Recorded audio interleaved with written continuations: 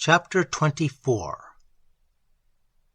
On alighting from the airboat, a child accosted Aflen in the hall with a request that he would be present at the funeral obsequies of a relation who had recently departed from that nether world.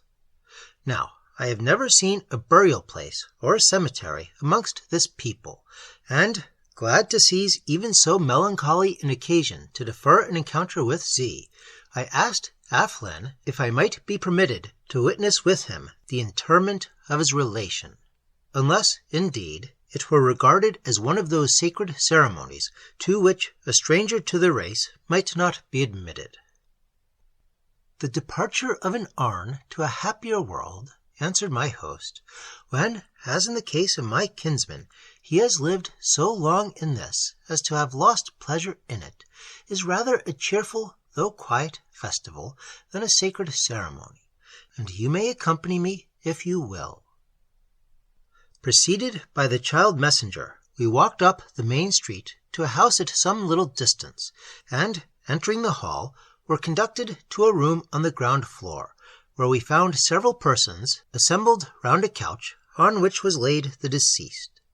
It was an old man, who had, as I was told, lived beyond his 130th year.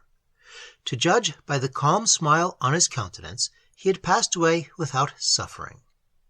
One of the sons, who was now the head of the family, and who seemed in vigorous middle life, though he was considerably more than 70, stepped forward with a cheerful face, and told Aflen that the day before he died his father had seen in a dream his departed Guy, and was eager to be reunited to her, and restored to youth beneath the nearer smile of the all-good.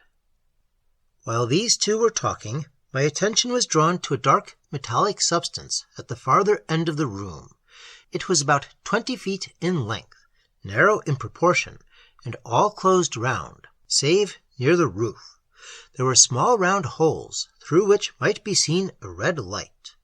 From the interior emanated a rich and sweet perfume, and while I was conjecturing what purpose this machine was to serve, all the timepieces in the town struck the hour with their solemn musical chime, and as that sound ceased, music of a more joyous character, but still of a joy subdued and tranquil, rang throughout the chamber, and from the walls beyond, in a choral peal, symphonious with the melody, those in the room lifted their voices in chant.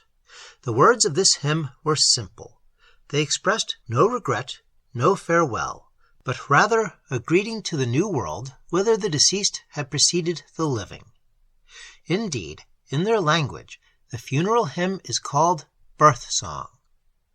Then the corpse, covered by a long cerement, was tenderly lifted up by 6 of the nearest kinsfolk, and borne towards the dark thing I have described. I pressed forward to see what happened. A sliding door or panel at one end was lifted up, the body deposited within on a shelf, the door reclosed, a spring on the side touched, a sudden whishing, sighing sound heard from within, and lo, at the other end of the machine, the lid fell down, and a small handful of smoldering dust dropped into a patera placed to receive it. The son took up the patera and said, in what I understood afterwards was the usual form of words, "Behold how great is the Maker! To this little dust he gave form and life and soul.